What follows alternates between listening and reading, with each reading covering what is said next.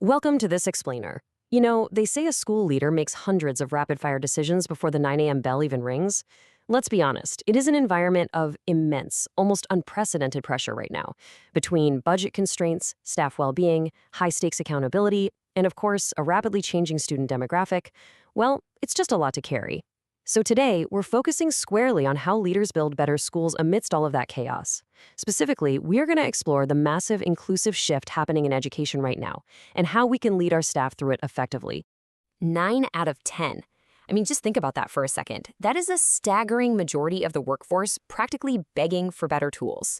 According to recent survey data from TeacherTapp, 9 out of 10 teachers say they need more help supporting students with special educational needs and disabilities, or SEND, in their classrooms.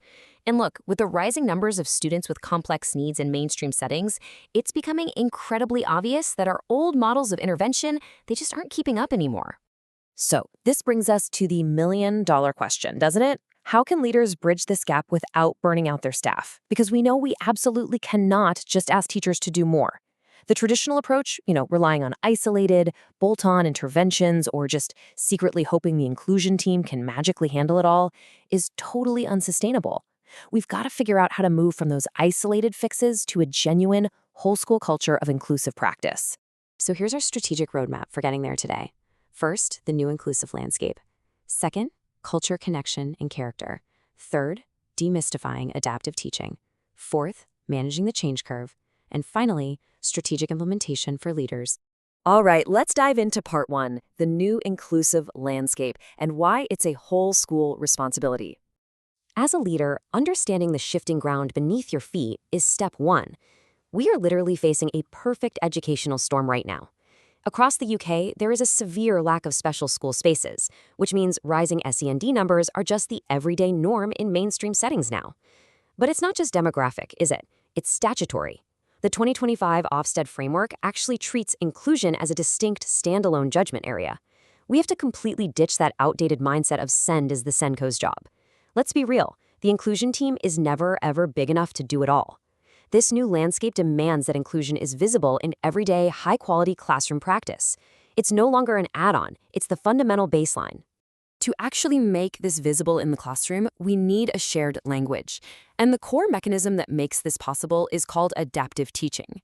Essentially, this just means adjusting instruction in real time based on formative assessment. The ultimate goal here is that all pupils can achieve shared learning objectives whilst maintaining really high expectations. It is definitely not about lowering the bar for anyone. It's about providing different scaffolds to help everyone reach that exact same high bar. Moving on to Section 2, Culture, Connection, and Character, the relational foundation.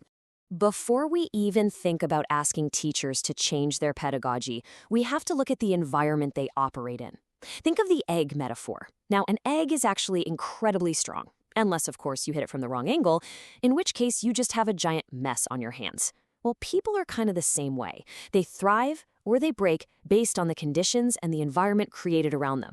The sources highlight something super vital here. It isn't solely excessive workload that breaks school staff. It's actually poor treatment, a lack of recognition, and weak relationships. When stress leads to disconnection, performance just plummets. So our job as leaders is to cultivate a psychologically safe workplace where our staff genuinely feel valued and connected. It's profoundly true when you think about it.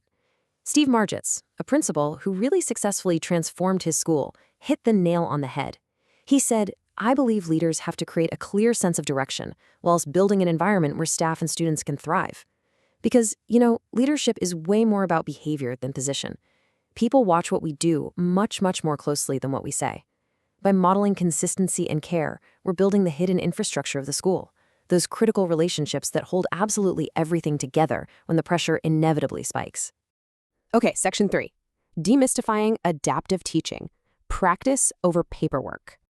Now that the cultural foundation is set, let's tackle the biggest misconceptions holding teachers back. For years, leadership evaluated SEND provision by looking for differentiation, which, let's face it, was often a total workload nightmare of creating 3 different color-coded worksheets per lesson. It was planned rigidly in advance, it often accidentally lowered expectations for struggling students, and it artificially created distinct tasks. Adaptive teaching, though, that is a complete paradigm shift. It happens dynamically, right there in real time. It maintains high expectations and shared goals for the whole class, utilizing temporary scaffolds that are withdrawn as the student gains competence. It really is all about practice, not paperwork. The Ambition Institute put together this really fantastic inclusive teaching framework to help make this shift. Look, teachers already know a whole lot about good teaching, but they often need a bit of help connecting that foundation to specialist knowledge. This framework focuses on 5 core barriers: speech and language, sensory needs, motor skills, executive function, and social-emotional development. By training teachers to recognize and reduce these very specific barriers using core teaching principles, we improve the classroom experience for absolutely everyone, especially those with hidden or unidentified needs. So, what does this actually look like in the rhythm of a busy Tuesday lesson? It's a continuous, dynamic cycle. Step 1, assess existing knowledge right at the start. Step 2, provide scaffolded instruction based on exactly what you find. Step 3, adapt dynamically in real time. If they aren't getting it, re-explain it, use a different model, or intervene right in the moment.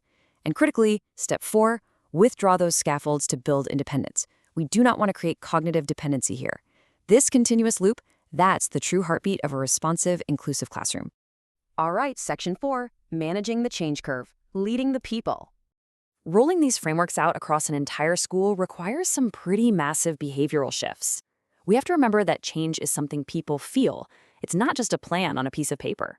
If we look at the Kubler-Ross change curve through the lens of school leadership, it becomes incredibly clarifying. When you introduce new inclusive frameworks, staff might start in shock or denial. Your action as a leader? Calm communication.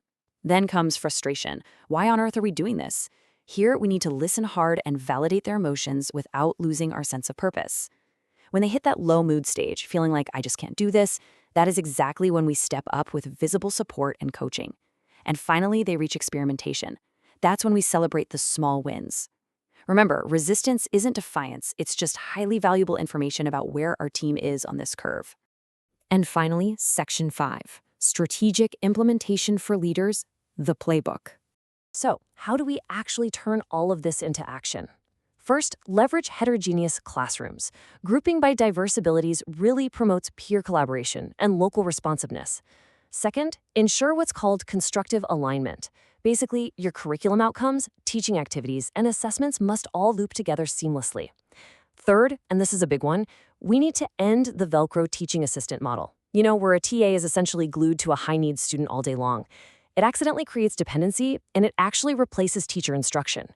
Instead, use assistants strategically to supplement instruction through pre-teaching or facilitating guided practice.